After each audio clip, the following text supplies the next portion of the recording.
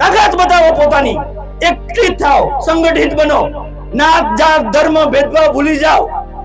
એક જ વસ્તુ સરકાર વહીવટ માટે હોય છે. મારા જમા કરેલા 15 લાખ એ મારી પાછળ વપરાવા જોઈએ, એના માટેની સરકાર છે.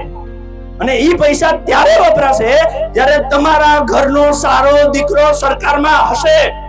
આ આખલા જ્યાં સુધી ઊભા છે ત્યાં સુધી ચરી જશે. તમારા ભાગમાં હું તણેકલું આવવા દેવાના નથી.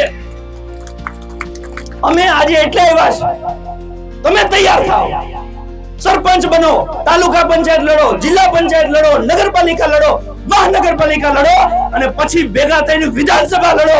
આની જરૂર નથી.